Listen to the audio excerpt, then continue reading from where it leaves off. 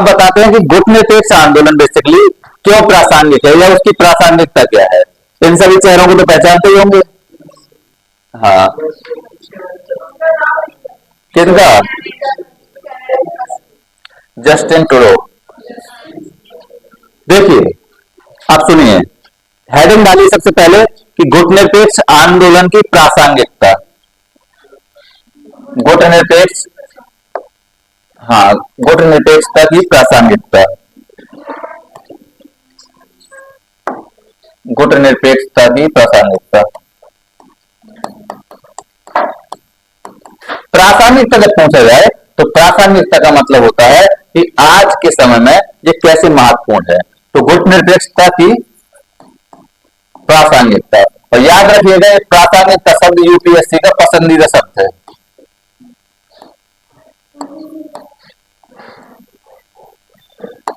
Significance या importance आज के समय में, ठीक है। तो गुटनिरपेक्ष की प्रासंगिकता, इसका मतलब है कि जो गुटनिरपेक्ष सम्मेलन है या गुटनिरपेक्ष का समूह है, ये समूह आज कैसे प्रासंगिक है।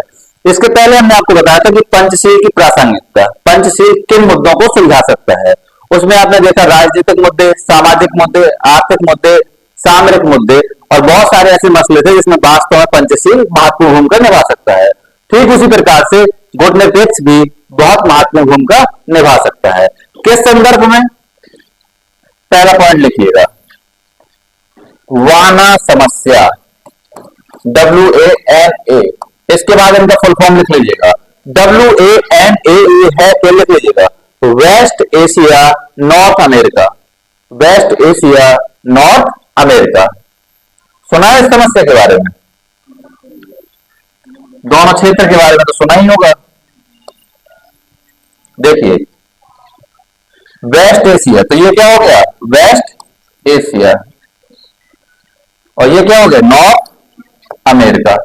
ये जो आप पूरा का पूरा क्षेत्र देख रहे हैं, वेस्ट एशिया और नॉर्थ अमेरिका का जो आप क्षेत्र देख पा रहे हैं, ये क्षेत्र आप देखेंगे किन्हीं कारणों से अस्थिर रहता है।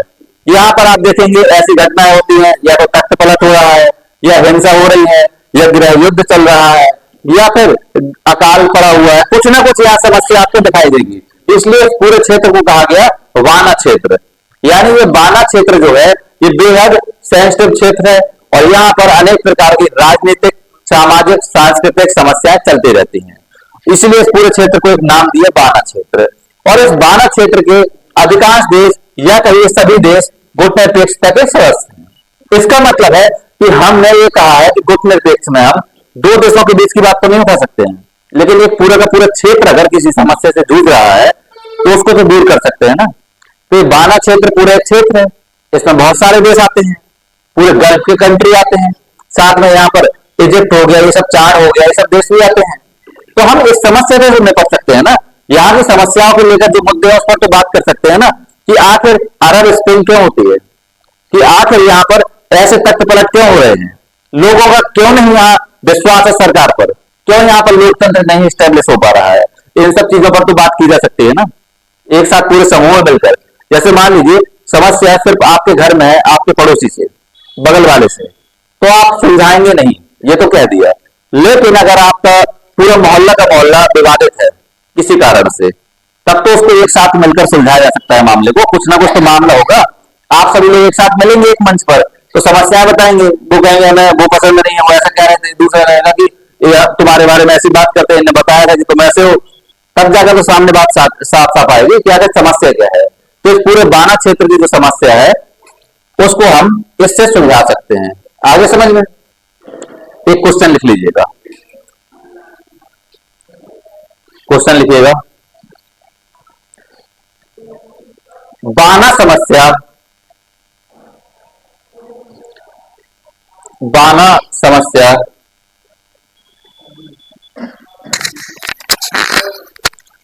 बाना समस्या के समाधान में गुटनिरपेक्षता, वाना समस्या के समाधान में गुटनिरपेक्षता किस प्रकार से अपनी भूमिका निभा सकती है।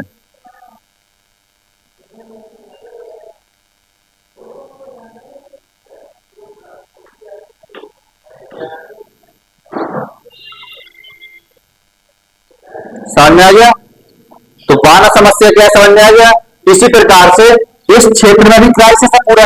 ये कौन सा है, पश्चिम एशिया है। इस क्षेत्र की अलग बात करते हैं। तो अगला पॉइंट लीजिएगा, पश्चिम एशिया संकट। पश्चिमी एशिया संकट, पश्चिमी एशिया संकट अगला पॉइंट है। क्वेश्चन के सीधे लिखते चलिए, हम इस क्वेश्चन को लिखाएंगे, हमने बता दिया है सर किस प्रकार से क्वेश्चन आने हैं। एक एक पॉइंट लिखते चलिए और क्वेश्चन भी उसका लिखते चलिए। पश्चिम एशिया संकट। अब क्वेश्चन इसका भी लिख लीजिए, लिखिएगा। पश्चिमी एशिया एक लंबे समय से राजनीतिक संघर्ष से जूझ रहा है। पश्चिम एशिया एक लंबे समय से राजनीतिक संघर्ष से जूझ रहा है।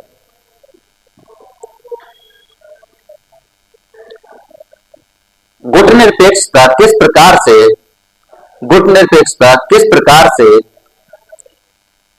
इस संकट का समाधान प्रस्तुत करती है, इस संकट का समाधान प्रस्तुत करती है, इस संकट का समाधान प्रस्तुत करती है। समझ में आया। देखिए पश्चिमी एशिया की अगर हम बात करें, इसी पश्चिमी एशिया को मिडिल ईस्ट के नाम से जाना जाता है। क्यों, क्योंकि अगर आप पूरे वर्ल्ड का मैप देखेंगे तो ये क्षेत्र आपको एकदम मध्य में दिखाई देगा, इसलिए इसको कहा जाता है मिडिल ईस्ट। अमेरिका इसी को मिडिल ईस्ट कहेगा। हम लोग चूंकि एशिया महाद्वीप में है, हमारे ये पश्चिम में है, इसलिए इसको हम पश्चिमी एशिया कहते हैं। इस क्षेत्र में अनेक प्रकार की समस्याएं हैं। जैसे इस समय अगर आप देखेंगे, इजराइल फिलिस्तीन को लेकर वॉर चल रहा है, ईरान भी इसमें सम्मिलित है, लेबनान भी सम्मिलित है, साथ में सीरिया को लेकर आप देख ही रहे हैं क्या स्थिति बनी रहती है। ये क्षेत्र क्या है, पूरे आपस में युद्धरत हैं।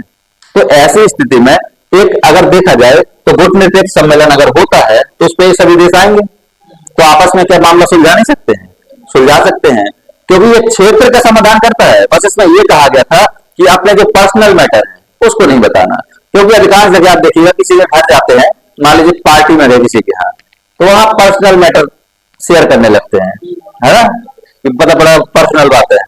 नहीं, आप सामूहिक बात कीजिए वहां, क्योंकि आप किसी काम में गए। आजकल एक चीज आप देखिएगा कि जैसे कोई मर जाता है, डेथ हो जाती है, तो उसमें जब महिलाएं इकट्ठी होती हैं, जाती हैं, वहां एक विशेष प्रकार का रोड़ा होता है। वो जो मुर्दा होता है बस उठ नहीं सकता है इंसान, नहीं तो उसको भी उसी दिन पता पड़ता है कि मैं इतना महत्वपूर्ण था इस मोहल्ले के लिए, इन लोगों के लिए इतना इंपॉर्टेंस था मेरा। देखिएगा उसको मार मार करके, वो मरा है, उसको हाथ मारेंगे, इतना इतना ट्रीटमेंट तो उस समय कर दिया होगा, सांस आती शायद सांस भी लौट आती, लेकिन नहीं करेंगे उस समय इतना। देखिएगा ये हर जगह का हाल है, तुरंत बताएंगे बहुत अच्छे इंसान थे, सुबह जब उठते थे सबसे पहले दिख जाया करते थे। चाहे उस समय ये कहते हो सुबह दिख जाते थे तो ये कहते हो कि फिर से दिख गया, आज पूरा दिन खराब होना, लेकिन जब मर गया तब सामने। इसलिए कहा जाता है कि मरने के बाद सारी अच्छाई, जितनी बुराई थी सारी अच्छाई में बदल जाती है। और इसीलिए कहा भी जाता है कि अगर किसी को मरने के बाद आपने कुछ किया उसके लिए, तो किया ही क्या, कुछ नहीं, क्योंकि जिसके लिए करना था वो तो कुछ मिला नहीं उसको। यही तारीफ पहले कर दिए होते, हो सकता है अंतिम सांस चल रही तब कर दिए होते। बहुत अच्छे इंसान है, सुबह से उठ जाते थे, पहले दर्शन इन्हीं के होते थे, मंदिर में सबसे पहले जाया करते थे, और किसी को देखते थे भूखे तो अपने घर का खाना निकाल कर दे दिया करते थे, बोल देते हो सकता है उसकी सांसें लौट आती, लेकिन नहीं। लेकिन सबसे महत्व होता है महिलाओं का रोना, और ऐसे रोते हैं कि स्वस्थ आदमी भी बीमार हो जाता। और वहां कुछ लोग ऐसे होते हैं मन करता है मरने का कि एक बार मैं भी मर जाऊं, कितने लोग मेरे लिए भी रोएंगे, है ना, होता है। तो वही समस्या है इस पूरे क्षेत्र में जो संकट चल रहा है पश्चिम एशिया में। इस संकट को अगर दूर करना है तो ये एक महत्वपूर्ण मंच है गुटनिरपेक्ष। इसी के साथ आप देखेंगे कि दुनिया के जो देश हैं उनमें बहुत सारे देश ऐसे जो गुटनिरपेक्ष में शामिल है, लेकिन लोकतंत्र वहां नहीं है। अगर है तो खराब स्थिति में है, या फिर है लेकिन वहां पर सैन्य शासन चल रहा है, जैसे म्यांमार को देख लीजिए आप।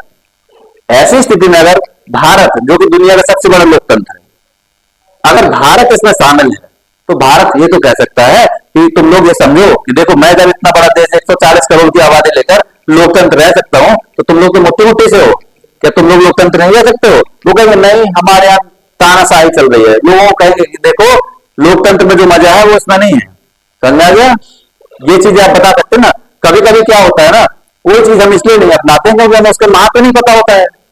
लेकिन जब इस मंच पर आएंगे, बताएंगे देखो कितना अच्छा लोकतंत्र है, मोदी जी कहेंगे देखो मैं भी 11 साल पूरा कर रहा हूँ, 11 साल से प्रधानमंत्री हूँ, कोई दिक्कत नहीं है, जनता भी खुश है, सब कोई खुश है, लेकिन तुम लोगों के ऊपर चिड़े हुए हैं, तुम लोग अकेले कहीं जा नहीं सकते हो। मुझे देखो देश ने चुना है, 11 साल से हूँ। लोग कहते हैं लोकतंत्र में सरकारें स्थिर नहीं होती हैं, और कितना स्थिर होना है, समझ में आ गया। अमेरिका में देख लो, जो व्यक्ति 8 8 साल रह कर गए हैं, और ट्रंप भाई साहब को मौका नहीं मिला था तो उन्होंने फिर से दोबारा मौका ले लिया। हो सकता है इसके बाद फिर से बाइडेन भाई साहब आ जाए, कुछ भी हो सकता है। तो ऐसा नहीं है कि लोकतंत्र में स्थिर सरकारें नहीं होती है। जो एक दिमाग में बैठा हुआ है ना कि लोकतंत्र में स्थिर सरकारें नहीं होती, ये गलत है। स्थिर सरकारें हो सकती हैं, बल्कि लोकतंत्र में अगर सरकारें स्थिर हैं तो इसका मतलब है कि आपने वास्तव में काम किया लोगों के लिए, यही मतलब है ना इसका, तभी तो लोगों ने आपको चुना है। तो ये चीज हम बता सकते हैं ना दुनिया को। तो अगला पॉइंट लिखिएगा, लोकतंत्र लोकतांत्रिक संस्कृति का विकास। लोकतांत्रिक संस्कृति का विकास।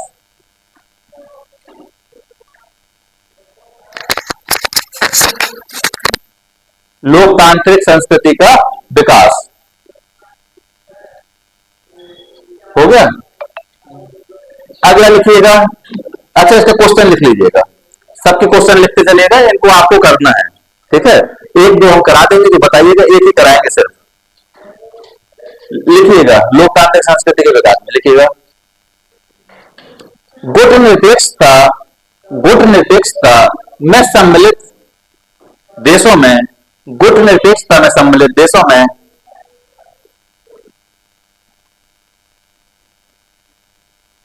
कुछ देश ऐसे भी हैं जहां लोकतांत्रिक व्यवस्था कायम नहीं रह सकी या नहीं हो सकी। गुटनिरपेक्ष देशों में कुछ देश ऐसे हैं जहां लोकतांत्रिक व्यवस्था कायम नहीं हो सकी, कायम नहीं हो सकी। ये मंच कैसे लोकतांत्रिक संस्कृति का विकास कर सकता है। ये मंच कैसे लोकतांत्रिक संस्कृति का विकास कर सकता है, समझ में आ गया। अगला लिखिएगा, दक्षिण दक्षिण सहयोग। पंचशील से भी ज्यादा प्रासंगिक इस मामले में ये है। क्यों? क्योंकि इसमें जो भी देश सम्मिलित हैं वो सब कौन से देश हैं? दक्षिणी गोलार्ध के देश हैं। इसीलिए दक्षिण दक्षिण सहयोग में, अभी हमने पहले क्या बताया था, उत्तर दक्षिण डिफेंस, और दक्षिण दक्षिण सहयोग का मतलब है कि उन देशों का सहयोग जो दक्षिणी गोलार्ध में स्थित है आपस में सहयोग करें। क्योंकि कभी कभी क्या होता है कि कोई एक व्यक्ति बहुत अमीर है, वो बहुत अच्छा नहीं कर सकता है, लेकिन अगर बहुत सारे लोग आपस में मिल जाए एक साथ, लेकिन वो बहुत अमीर नहीं है, तब वो बहुत ज्यादा अच्छा कर सकते हैं, समझ में आया। जैसे सेल्फ हेल्प ग्रुप है, स्वयं सहायता समूह, उसमें कोई व्यक्ति अमीर नहीं होता है, लेकिन सभी लोग जिसके पास 50 रुपए, जिसके पास 100 रुपए, आपस में मिलकर इकट्ठा कर लेते हैं, और उसी रुपए में से कोई व्यक्ति कहेगा कि हमको एक दुकान खोलनी है, तो उसके लिए रुपए दे देंगे, उससे बहुत मामूली सा ब्याज लेंगे। अब वो ब्याज जो आ रहा है वो भी तो इसमें जुड़ रहा है, पैसे भी बाद में मिल जाएंगे। ऐसा करके क्या होता है, वो समूह ज्यादा अच्छा काम कर लेता है, इसलिए सेल्फ हेल्प ग्रुप बहुत अच्छा काम कर रहे हैं। इसी प्रकार से अगर हम देखें तो इस समूह में जो भी देश शामिल है वो कहां के हैं? दक्षिण के ही है ना, दक्षिणी गोलार्ध के, वो इन्हीं के लिए है, ग्लोबल साउथ वर्ल्ड, ठीक है। तो दक्षिण के जो भी देश है वो सब मिलकर क्या कर सकते हैं, इस आंदोलन के माध्यम से, ये इस समूह के माध्यम से एक साथ आकर जो डिफरेंस है उत्तर दक्षिण में उसको कम कर सकते हैं। लिख लीजिएगा क्वेश्चन, अपने आप लिखिए क्वेश्चन, क्या लिखेंगे बताइए।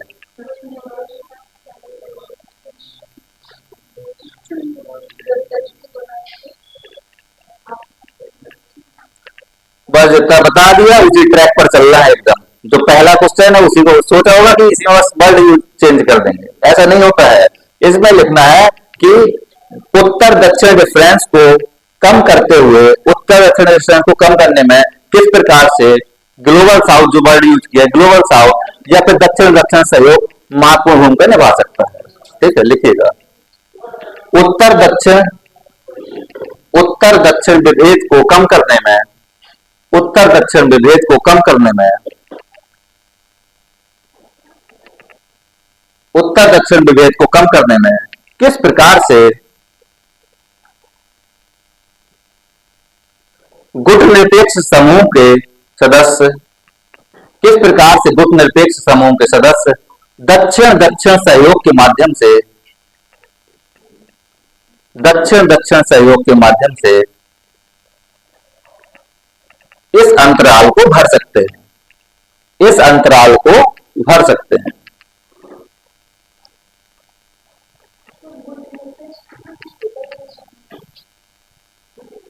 अब नहीं हो रहा ना, अब इसको इंपॉर्टेंस कम दिया जाने लगा है, ठीक है, क्योंकि अधिकांश देशों पर अमेरिका का प्रभाव है इसलिए, और अमेरिका वोट निरपेक्ष को मानता ही नहीं है, अमेरिका के नजर में ही कुछ नहीं है। और, लेकिन हाँ, ऑफिशियली अभी भी एग्जिस्ट करता है, अस्तित्व में है, ऐसा नहीं है कि वोट निरपेक्ष समूह है ही नहीं। जब चाहेंगे, जरूरत होगी तो मीटिंग भी होगी, सब कुछ होगा। क्लियर? अगला लिख लीजिएगा। हाँ, तुम लोगों को क्या लगता है क्वेश्चन हमको याद रहते हैं? सामने ही तो बोल रहे हैं, एक दूसरे से पूछा करो। अगला लिख लीजिएगा, समपोषणी तथा सतत विकास में, समपोषणी तथा सतत विकास में, समपोषणी यानी सस्टेनेबल डेवलपमेंट तथा सतत विकास में।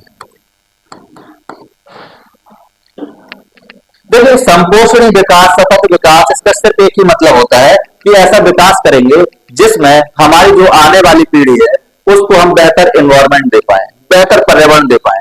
ऐसा ना हो कि आज हमारे पास पानी है पीने के लिए, उन लोगों की डिपेंडेंसी सिर्फ बोतल पर रह जाए और वो सिर्फ और सिर्फ प्योरीफाई पानी खोजते रहे। और हो सकता है कि आज तो हम लोग खरीद पा रहे हैं बोतल, लेकिन आने वाली जनरेशन को ये बोतल 500 रुपए, 1000 रुपए में मिले, ये भी स्थिति हो सकती है। तो हमारा उद्देश्य ये होना चाहिए कि हमारे पास जो जल स्रोत है, कैसे हम उन जल स्रोतों का संरक्षण करें। हमारे पास जो क्लीन एनवायरनमेंट हुआ करता था, उसको जिसको हमने आज तबाह कर दिया है, ऐसा कैसे करें कि ये और ज्यादा डिक्रीज ना हो पाए। जिस प्रकार से आज है, इससे और बेहतर कैसे कर पाए आने वाली पीढ़ी के लिए। पेड़ पौधे हैं, लगातार काटते जा रहे हैं, तो पेड़ पौधों को काटने के साथ साथ ये भी देखें कि नए पौधे हम लगाएं, ताकि आने वाली पीढ़ी को ऐसा ना हो कि दूर दूर तक पेड़ ही नहीं दिख रहे हैं। क्योंकि छाया तो सबको चाहिए है, बस पेड़ से लाभ भी चाहिए। देखिए, पेड़ से हम लोग क्या चाहते हैं, पेड़ से हम लोग एक तो लाभ भी चाहते हैं, लकड़ी भी चाहिए हमको, उससे हमको छाया भी चाहिए। तो ये सब काम एक साथ तो नहीं हो सकते ना, या तो पेड़ का उपयोग छाया देने के लिए कर लीजिए या फिर रुपए कमाने के लिए। तो यही समस्या है। इसी के साथ साथ सस्टेनेबल डेवलपमेंट को अगर समझना है तो प्रधानमंत्री जी का जो स्लोगन है, सबका साथ सबका विकास, ये चीजें बेसिकली दर्शाती हैं कि हम जो विकास करना चाहते हैं वो किसी व्यक्ति विशेष का नहीं या कुछ लोगों विशेष का नहीं, बल्कि हमारे समाज का जो सबसे अंतिम तबके का व्यक्ति है, जो गरीब है, शोषित है, वंचित है, उस व्यक्ति को भी उसका लाभ मिले। इसलिए जो योजनाएं होती है, गांधी जी का जो जंतर कहा जाता है, उन्होंने कहा था कि जब भी आप कोई काम कीजिएगा, प्रशासन के लिए आज भी यही मंत्र है, नेता हो, प्रशासनिक अधिकारी हो, उनके लिए यही एक मंत्र है कि आप जो भी काम कीजिएगा ये सोचिएगा कि क्या मेरे इस काम से कोई भी ऐसा व्यक्ति है जो गरीब, जिसको इसका नुकसान होगा, तो ये काम कभी सही हो ही नहीं सकता इथिक्स की दृष्टि से। समझ आ गया? यही मंत्र आज भी सबके लिए है। तो यही चीज कही जा रही है कि आप जो भी काम कीजिए, ग्रीड के चलते मत कीजिए, लोभ के कारण नहीं। लाभ लेना अच्छी बात है, ठीक है, एनवायरमेंट ने हमको इतना कुछ दिया है, प्रकृति ने हमको इतना कुछ दिया है, उनका उपयोग करेंगे, हम अपनी जरूरतें पूरी करेंगे। लेकिन जब ये विचार आ जाता है कि ये सब कुछ सिर्फ और सिर्फ मेरे ही लिए है, मान लीजिए आपके पास पैसा है बहुत, तो आपको लगा मैं लकड़ी की इंडस्ट्री लगाऊंगा, मैं ये करूंगा, वो करूंगा, पेड़ पौधे कटवा दूंगा, आप कर सकते हैं, लेकिन उसके बावजूद भी आप पर एक नैतिक कर्तव्य है कि आप आने वाली पीढ़ी को भी ध्यान में रखिए, सिर्फ अपना घर नोटों से मत भरिए। ठीक है? तो यही होता है सस्टेनेबल डेवलपमेंट। और आज की दुनिया, खासकर जो दक्षिण के देश हैं, खासकर जो दक्षिण के देश हैं और जो गुटनिरपेक्ष देश हैं, क्योंकि दक्षिण के देश तो गुटनिरपेक्ष देश हैं, तो ये सभी देश क्या है, इनमें आप देखेंगे क्या पर्यावरण बहुत तेजी से चेंज हो रहा है, क्लाइमेटिक चेंजेस आ रहे हैं। कारण ये है कि आज ये विकास कर रहे हैं, विकास की अवस्था में है, तो इनके यहाँ विकासशील देश, जो विकसित देश है, उनका भी प्रभाव है। इनके यहाँ से कच्चे माल वो भी ले रहे हैं। तो अच्छा ही बताइए, जैसे आपके घर के बगल में कोई खदान है, उस खदान का शोषण किया जा रहा है, उससे सामान लिया जा रहा है, वो जा रहा है कर्नाटक, विकास तो वहां होगा, आपके यहाँ क्या हो रहा है? कुछ नहीं। यही तो झारखंड का कहना है कि आप कोयला तो हम पूरे देश को दे रहे हैं, लेकिन उस कोयले से आपको मिल क्या रहा है? सिर्फ काले पूरे झारखंड में, और तो कुछ नहीं मिल रहा है ना। तो ऐसा क्यों आप किए हुए हैं? अगर हमारे यहाँ से चीजें ले रहे हैं तो हमारे लिए भी तो सोचिए, इसलिए वो ग्रोथ करता है इस चीज का। तो यही चीज है कि सस्टेनेबल डेवलपमेंट अगर करना है इन सभी राष्ट्रों में, जो ग्लोबल साउथ है या फिर जो गुटनिरपेक्ष देश हैं, उसका सीधा सीधा तात्पर्य है कि इन सभी देशों को आपस में मिलकर एक सहमति बनानी पड़ेगी, साथ में एक मंच पर आना पड़ेगा कि हमारी नीति क्या होगी, इसके लेकर हम किस प्रकार से अपने पर्यावरण को विकास करते हुए अपने आर्थिक हितों को साधेंगे। ऐसा नहीं करेंगे कि सिर्फ आर्थिक लाभ के लिए हम अपने पर्यावरण को ताक पर रख दें। ये तभी हो पाएगा जब सब देश एक साथ मिलकर आएंगे। समझ में आ गया? लिखिएगा क्वेश्चन।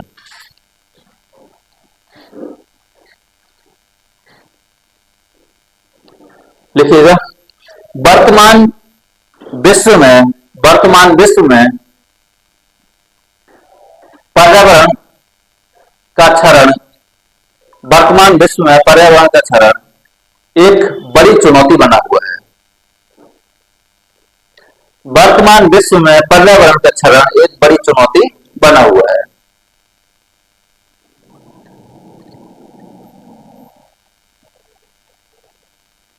इस चुनौती से निपटने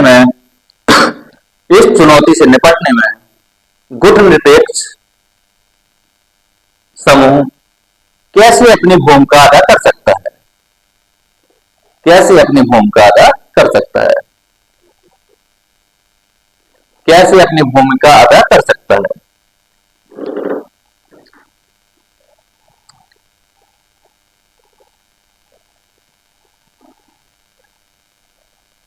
हो गया?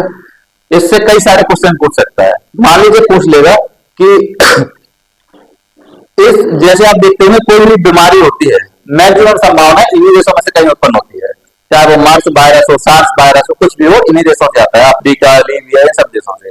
जब आता है वायरस तो प्रभावित भी यही सबसे ज्यादा होते हैं। तो ऐसी स्थिति में हो सकता है आपसे पूछ ले कि किसी गंभीर विषाणुजनित बीमारी के प्रभाव को कम करने में गुटनिरपेक्ष समूह कैसे भूमिका अदा कर सकता है, या पूछ सकता है कि कैसे गुटनिरपेक्ष समूह एक साथ आकर अपने आर्थिक लाभ के साथ साथ अपने सामाजिक विकास को भी बढ़ावा दे सकता है। क्वेश्चन आपसे कैसे भी पूछ सकता है, लेकिन आपको अल्टीमेट याद रखना है कि गुटनिरपेक्ष समूह एक पूरा ग्रुप है और उस ग्रुप की शर्तें आपको याद होनी चाहिए। साथ में ये पता होना चाहिए कि एक साथ आकर ये लोग कैसे उस समस्या को हल कर सकते हैं। सबसे पहली चीज आपको याद रखनी है कि बातचीत। ये सब बातचीत करके एक आम सहमति बनाएंगे और उस पर अगर इम्प्लीमेंटेशन करेंगे तो सीधी बात है कि सभी देश आगे बढ़ेंगे एक साथ। साथ में एक साथ आएंगे तो इन पर विश्व के जो विकसित देश हैं, जिनको हम कहते हैं पावरफुल कंट्री, उनका भी प्रभाव नहीं पड़ पाएगा। क्यों? क्योंकि एक समूह पर तो कोई हाथ नहीं डाल सकता है ना। एक मधुमक्खी को तो आप मार सकते हैं, मधुमक्खियों का अगर सत्ता है पूरा, उसमें हाथ डाल सकते हैं? नहीं डाल सकते हैं। यही चीज होती है, इसलिए समूह बनाए जाते हैं। समझ में आया? पूरी दुनिया में शक्ति संतुलन बनाने के लिए समूह बनाए जाते हैं। जैसे मोहल्ले में भी समूह होते हैं, जब कोई आफत आती है तो पूरा समूह एक साथ आ जाता है ना। और जब किसी एक पर आफत आती है तो समूह तमाशा देखता है। यही चलता है सोसाइटी में, चलता रहता सब कुछ। अगला लिख लीजिएगा, यूनाइटेड नेशन में सुधार। यूनाइटेड नेशन में सुधार। यूनाइटेड नेशन में सुधार कैसे काम कर सकते हैं सुधार में? कल हमने आपको बताया था, हमने कहा था कि इसमें 120 देश शामिल हैं और ये 120 देश अगर आप देखेंगे तो टोटल कंट्री 193 है यूएन में, और 120 देश सिर्फ अकेले इसमें है, और ये यूएन के बाद दुनिया का दूसरा सबसे बड़ा संगठन है। इसका मतलब है कि अगर इन देशों में किसी मुद्दे को लेकर एक सहमति हो जाए कि हम चाहते हैं कि विकसित देश हमको पर्यावरण नुकसान अगर हम चाहते हैं कि कम करें, तो इसके लिए इतना रुपये उनको हमें देना पड़ेगा, इस पर इनमें सहमति हो जाए, तो ये देश अगर कोई प्रस्ताव ऐसा लाएंगे एक साथ मिलकर, यूएन में तो पारित हो जाएगा, क्योंकि इतना बड़ा समूह है।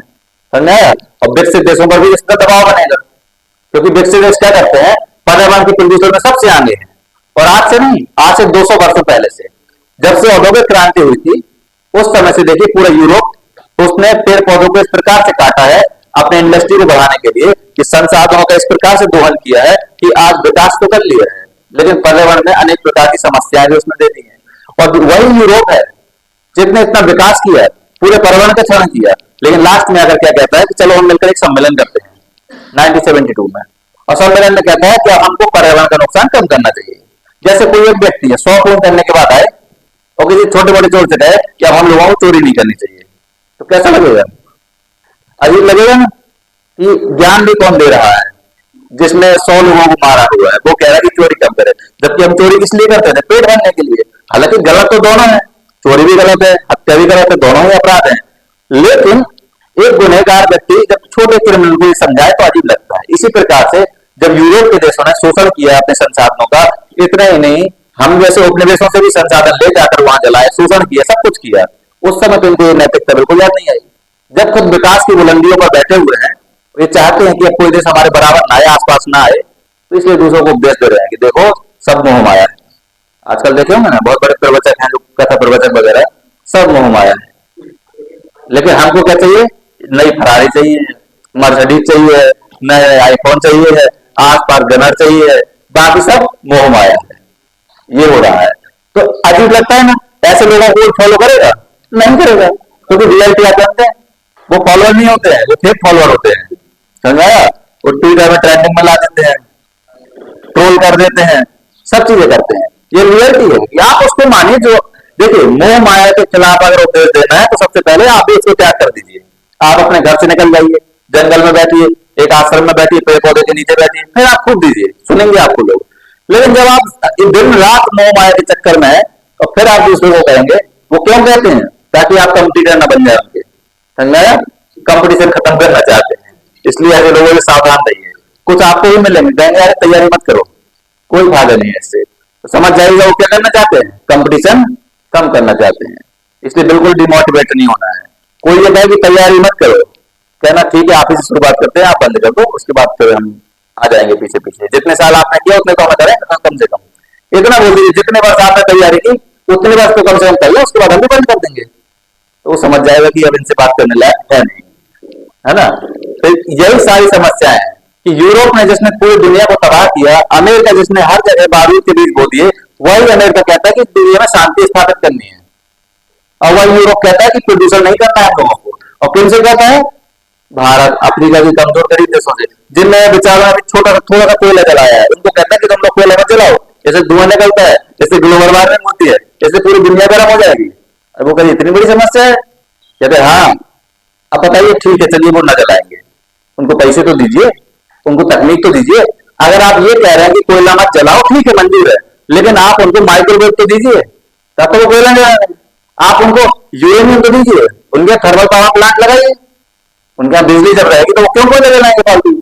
यही चीजें हैं और यही कह दिया जाता है। तो फिर विकसित देश कहते हैं, सवाल जवाब करते हैं, सम्मेलन सफल नहीं हुआ। पेरिस क्लाइमेट हुआ था, पेरिस क्लाइमेट एग्रीमेंट में यही कहा गया था कि $100 ट्रिलियन का एक कोष बनाया जाएगा और उस कोष से गरीब देश जो है उनकी मदद की जाएगी ताकि वो प्रदूषण कम करें। वो कोष आज तक भरा ही नहीं है, कोई रुपया ही नहीं देता उसको। ठीक है, ये स्थिति चलती है। लिखिएगा क्या लिखा है लास्ट पॉइंट, यूएन में सुधार। क्वेश्चन लिख लीजिएगा। 1945 के समय 1945 के समय संयुक्त राष्ट्र संघ अस्तित्व में आया। 1945 के समय संयुक्त राष्ट्र संघ अस्तित्व में आया, लेकिन लेकिन लेकिन ये आज तक अनेक प्रकार की आंतरिक समस्याओं से ग्रसित है। लेकिन ये आज तक अनेक प्रकार की आंतरिक समस्याओं से ग्रसित है।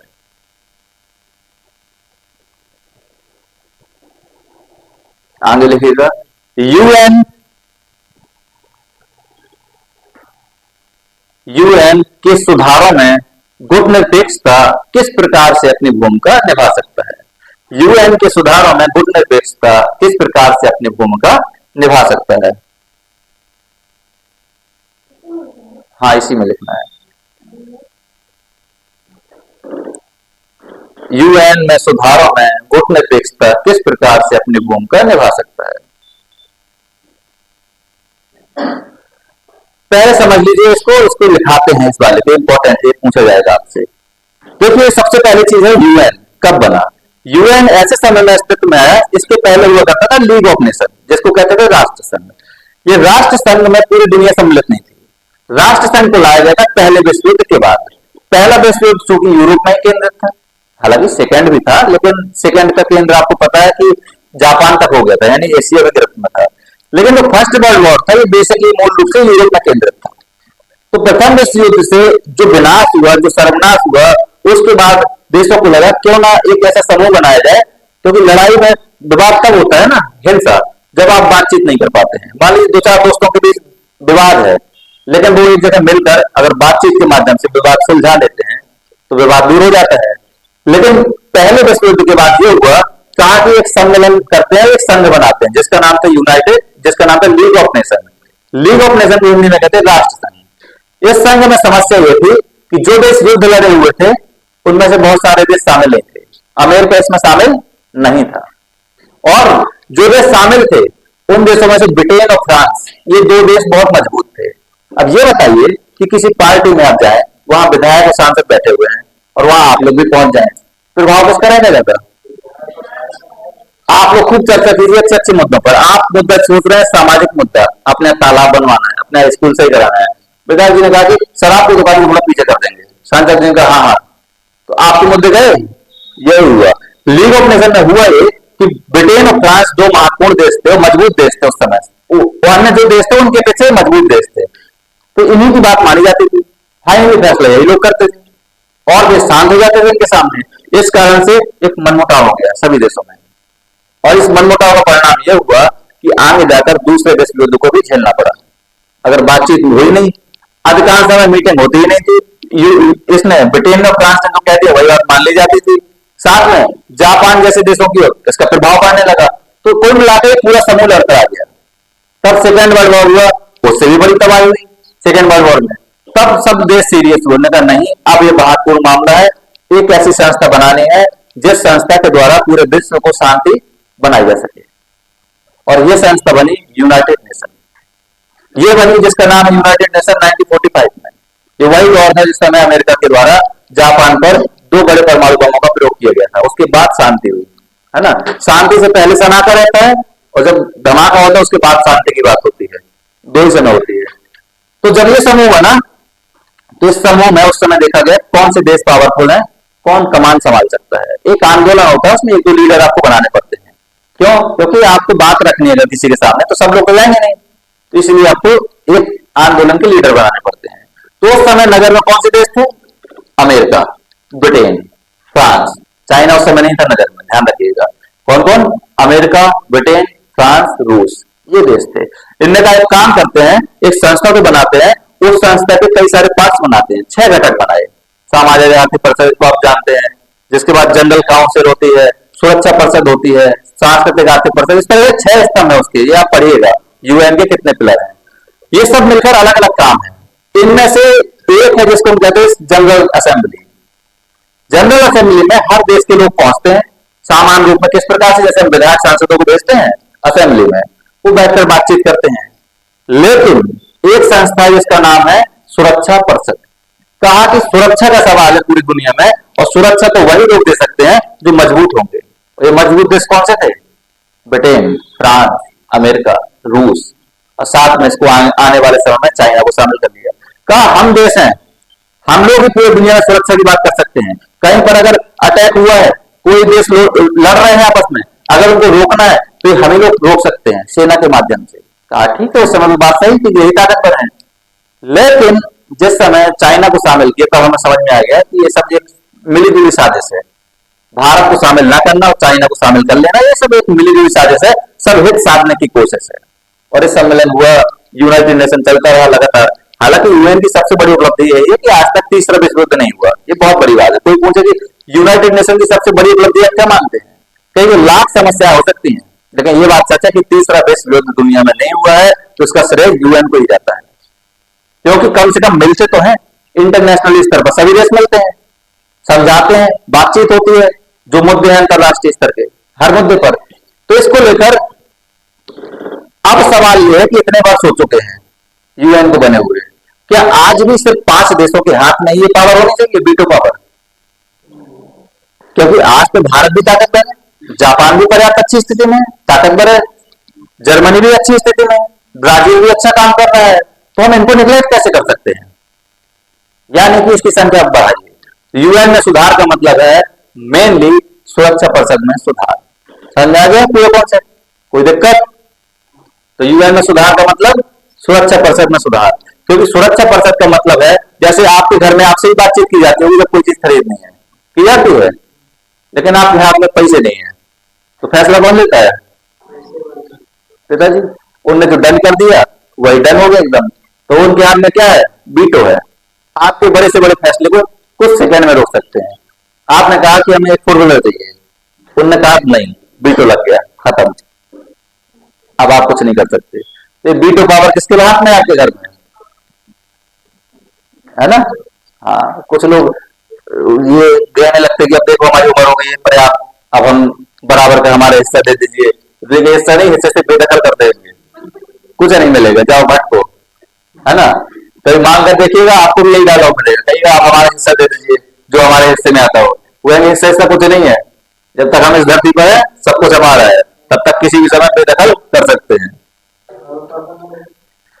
नहीं तो उसके बाद फिर ये होता है कि उन्होंने जिसको नॉमिनी बनाया है, एक वसीयत बनाई जाती है ना। वसीयत बहुत खतरनाक चीज है। इसलिए कहा जाता है कि माता पिता को हमेशा सेवा करो। उनको ऐसा ना हो कि पता पड़ा तुम्हारे चक्कर में किसी और को मैं जल्दबाजी में कहा कि ट्रस्ट के नाम, तो आपका ट्रस्ट टूटा और किसी ट्रस्ट को करोड़ों का फायदा हो गया। उसके बाद फिर पता पड़ा जिंदगी भर आप पिताजी को ही नहीं सम्मान दे रहे हैं, ये भी गड़बड़ हो जाता है। बहुत से लोग हैं किसी के दादा परदादा जमीन बेच कर चले जाते हैं, तो बच्चे इतनी नमस्ते भी नहीं करते फोटो के सामने, बस ये रोते हैं। आज अगर वो जमीन नहीं बेची होती तो आज करोड़पति होते हैं, आज ये दिन नहीं देखने पड़ रहे होते, तैयारी नहीं करनी पड़ रही होती। होता है ना, बहुत तकलीफ हुई। वो इसलिए छोड़ जाते हैं, वो कहते हैं कि मैंने इसलिए बेची है ताकि तुम लोग कम से कम इस बहाने याद तो करोगे। नहीं तो किसी अपने दादा परदादा याद रहते हैं, लेकिन जिनके दादा परदादा संपत्ति बेच कर गए हैं उनको कंगाल बनाकर गए हैं। देखिए आप डेली हर घर में चर्चा होती है, बहुत अच्छी जमीन थी सब बेच दी। हाँ, तो इसी बहाने तो याद कर लेते हैं। देखिए याद दो ही लोगों को किया जाता है, या तो आपने बहुत अच्छे काम किए हो या बहुत बुरे काम किए हो। अच्छे काम वालों को जल्दी बुला दिया जाता है, बुरे काम वाले आपसे बुला नहीं मिलते हैं। समझा गया। ओसामा बिन लादेन, कसाब, याकूब मेनन, याद है ना सब। क्यों याद है, इन्हें कौन सा देश के लिए क्रांतिकारी काम किया, लेकिन सभी याद है। लेकिन अगर महापुरुषों में पूछ दिया जाए कि उनके कुछ काम बताओ, नहीं होगा, उनके नहीं याद होंगे।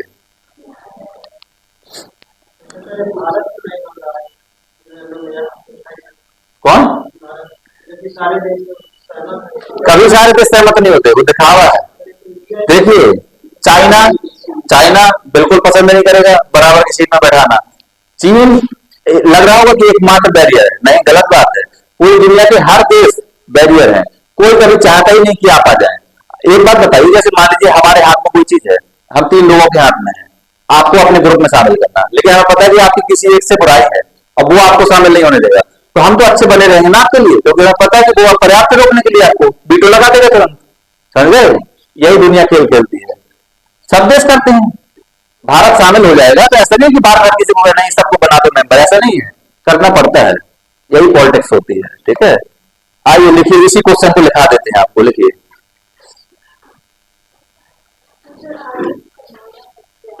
किस चीज की, किसमें, यूएन में। आने वाले लगभग 25 वर्षों तक अगर आप हमसे पूछेंगे, भारत यूएन में स्थायी मेंबर नहीं बन पाएगा। आने वाले 25 वर्षों तक, 25 वर्षों के दौरान अगर भारत ऐसी कुछ उपलब्धि हासिल कर लेता है कि पूरी इंटरनेशनल कम्युनिटी को प्रभावित कर सकता है। ऐसा प्रभाव नहीं कि सब यहाँ की मीडिया में दिख रहा है कि हमारे प्रधानमंत्री गए, वहां भव्य स्वागत हुआ, सड़कें भरे, ये सब नहीं। प्रभाव का मतलब होता है कि इंटरनेशनल मामले में आपके अंदर लीडरशिप क्वालिटी हो, लोगों को ट्रस्ट हो कि ये हमारा लीडर है। जैसे मैं गुटनिरपेक्ष का बताया, अब गुटनिरपेक्ष समूह के देश अगर ये कहते हैं कि नहीं हम भारत जो कहेगा उसी रास्ते पर चलेंगे, इस प्रकार का प्रभाव, तब आपके पास जब 120 लोग बैठे हुए हैं तो आपका प्रभाव आएगा ना, फिर आपका नंबर आएगा। आज भारत ऐसी स्थिति में कि चर्चा होने लगी है, लेकिन अगले 15-20 सालों के इंटरनेशनल कम्युनिटी में चेंजेस बहुत धीरे होते हैं। 75 साल हो गए, चर्चा तो हुई नहीं इतने वर्षों में, तो अब कम से कम एक चर्चा होने लगी है। जब 15-20 साल 25 साल होंगे तब चर्चा लगातार बढ़ती जाएगी, बढ़ती जाएगी। दुनिया के पास कोई तर्क नहीं होगा कि भारत को आखिर शामिल क्यों नहीं करना है, और सबकी मजबूरियां हो जाएंगी, शामिल करना बहुत जरूरी हो जाएगा, तब भारत को शामिल कर लिया जाएगा। ठीक है, क्योंकि देखिए सच्चाई है, कोई भी नहीं चाह रहा शामिल करना। एक ग्रुप है न्यूक्लियर सप्लाई ग्रुप, उसमें भी हम शामिल नहीं हो पाए। समझ में आया, किसकी वजह से, चाइना की वजह से, क्योंकि उसमें हर देश की सहमति जरूरी है, नहीं शामिल हो पाए हैं। तो कोई ना कोई तो आपका दुश्मन रहेगा, इसलिए तो कहा जाता है कितने भी अच्छे बन जाइए, कोई ना कोई तो आपका दुश्मन रहेगा ही रहेगा। और एक वो जो दुश्मन होता है ना, वही काफी है आपको बहुत जगह से बाहर कराने के लिए। ये चाइना वही है जिसको हमने हर मंच पे, हर प्लेटफॉर्म पर आगे आगे दिखाया, कि अपने से आगे किया। हमारा कल्चर रहा है, आज भी देखिएगा। अब तो खैर प्रधानमंत्री जी मोदी जी हैं, तो वो अपने बराबर से चलाते सकते। एक दौर था जब कोई वीआईपी आता था तो हमारे प्रधानमंत्री पीछे हो जाते थे, उसको आगे कर देते थे। अभी भी जब गार्ड ऑफ ऑनर मिलता है तो उसी को आगे किया जाता है। तो हमारा तो कल्चर था कि अपने से ज्यादा रिस्पेक्ट दूसरों को देना। लेकिन अब दूसरा उस रिस्पेक्ट का फायदा उठाकर अगर गलत कर रहा है तो उससे क्या कर सकते हैं। ठीक है, लिखिएगा। द्वितीय विश्व युद्ध के बाद, द्वितीय विश्व युद्ध के बाद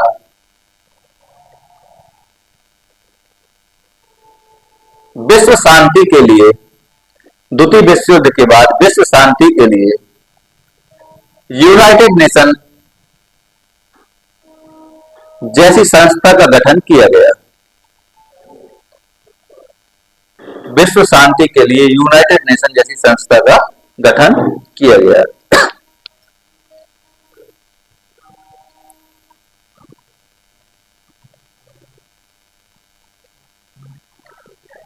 और स्पीड थोड़ी थोड़ी बढ़ाते चलिए, स्पीड है ना, इतने कंफर्टेबल लिखते एकदम एक एक वर्ड।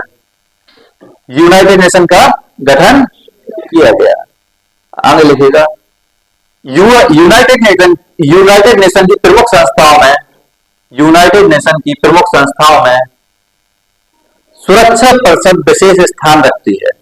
सुरक्षा परिषद विशेष स्थान रखती है। सुरक्षा परिषद विशेष स्थान रखती है। सुरक्षा परिषद में उस समय की प्रमुख शक्तियों को स्थायी सदस्य के रूप में सम्मिलित किया गया था। उस समय की प्रमुख शक्तियों को स्थायी सदस्य के रूप में सम्मिलित किया गया था। उस समय की प्रमुख शक्तियों को स्थायी सदस्य के रूप में सम्मिलित किया गया था, जिनमें बीटो करने की शक्ति, अंडरलाइन कीजिएगा बीटो को, जिनमें बीटो करने की शक्ति थी या है, जिनमें बीटो करने की शक्ति है।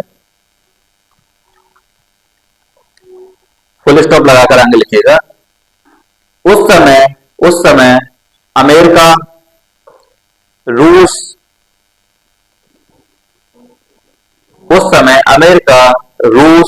ब्रिटेन, फ्रांस और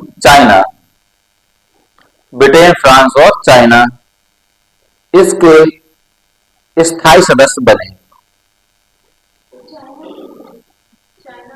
मतलब बने, स्थायी सदस्य बने, आप बता रहे उसको, स्थायी सदस्य बने। तब से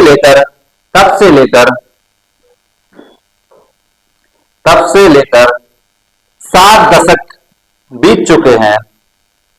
तब से लेकर 7 दशक बीत चुके हैं। लेकिन